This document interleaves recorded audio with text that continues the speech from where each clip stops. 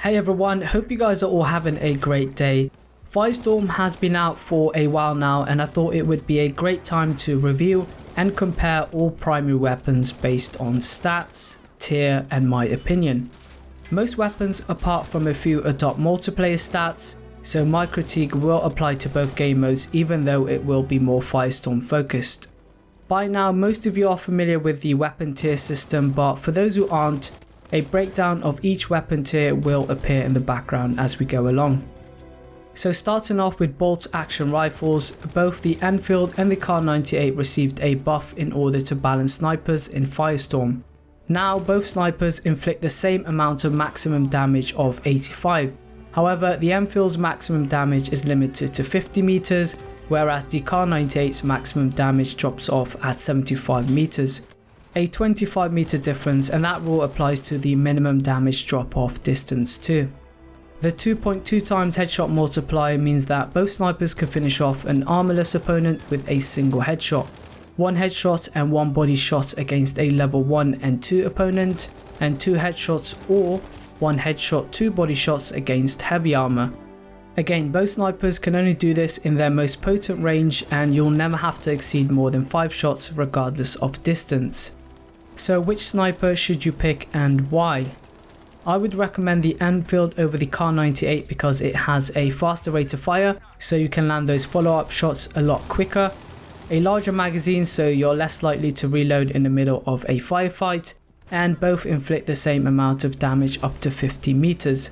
The only exception would be if you manage to find an epic Kar 98. The 3x scope will significantly increase your accuracy and range, making it easier to land headshots, and as a result will reduce the amount of bullets needed. So pick the Enfield unless you find an epic Kar 98. Moving on to SMGs, all submachine guns in Firestorm behave similar to multiplayer. They all share the same damage model, so within 10 meters you will need to land 6 bullets to finish off an armorless opponent, 8 against a level 1, 10 against a level 2 and 12 against heavy armor.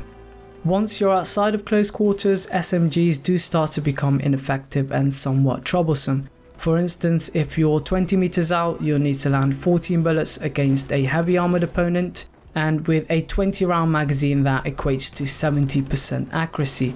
Nowhere near ideal, especially if you take into account the low muzzle velocity and recoil of SMGs.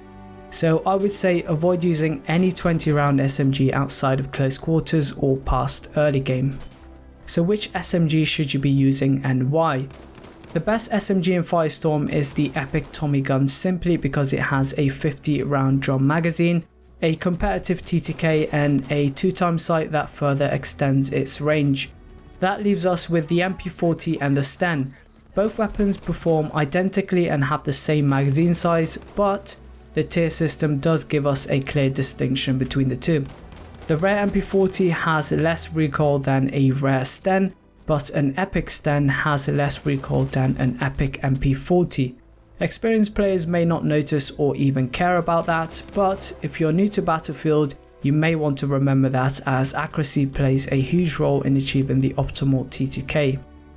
Moving on to assault rifles, both the SDG and the Gewehr have the same damage model, which means you'll need to land 7 bullets from 20 meters against a no armored opponent, 9 against a level 1, 11 against medium armor and 13 against heavy armor.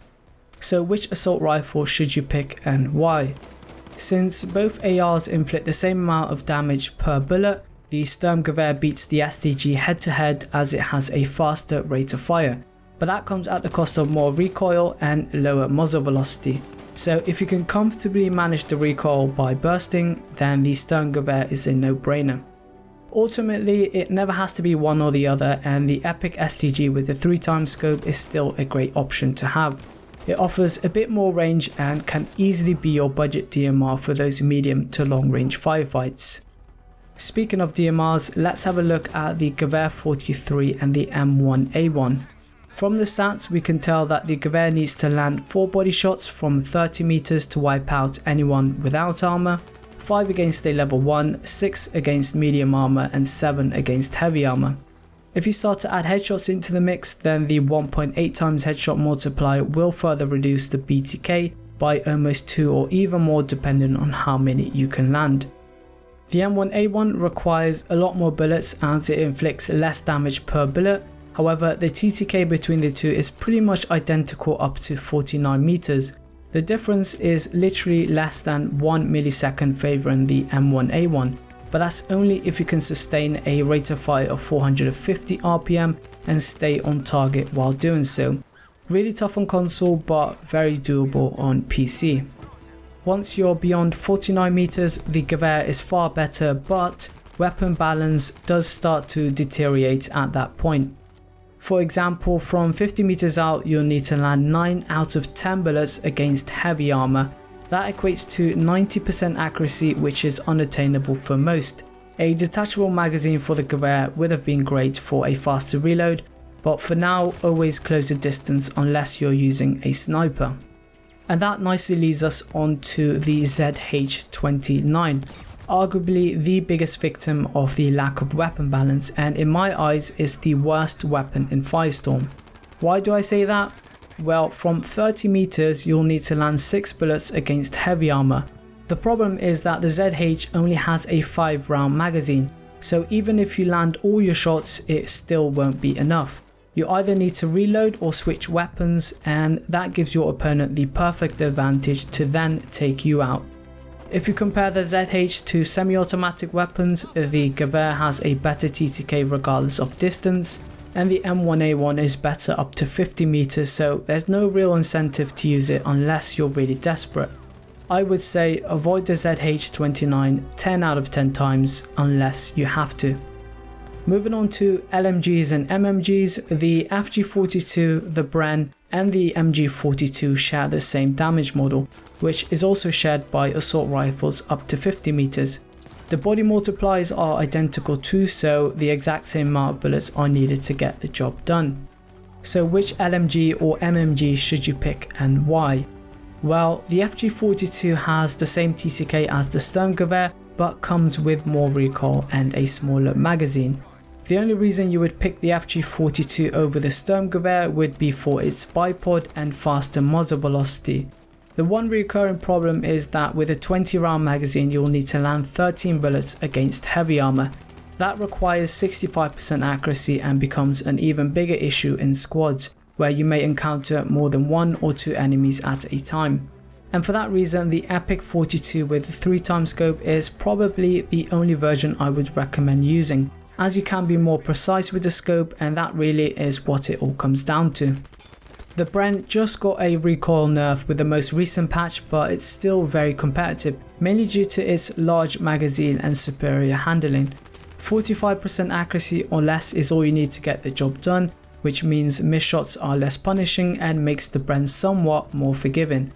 In terms of raw TTK, the Bren is still worse off if you compare it to the FG42, but as you may have picked up by now, the larger the magazine, the better to a certain extent. The meta in Firestorm isn't entirely based around mag dumping, but it's close enough to impact your weapon choice, so do keep the magazine in mind when you do pick up a weapon. The MG42 doesn't need much explaining other than the Epic version has the best TTK in the game, but is limited to a playstyle that leaves you vulnerable and exposed. It's not my go-to weapon, but it's highly effective if you manage to stay undetected. Moving on to shotguns, both the M97 and the 12 gauge apparently received a slight nerf when compared to multiplayer.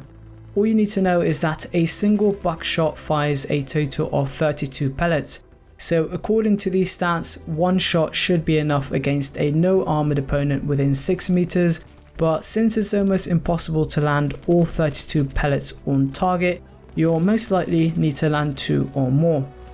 If you compare the two, the M97 has more range and offers the option of slug rounds, but its low rate of fire makes the 12 gauge a better option in 1v1 close quarter situations. Other than that, there's no huge difference between the two, so pick your poison and avoid using a shotgun past early game. And that concludes my weapon review. Leave a rating, let me know what you think down below, and I'll see you later. Take care.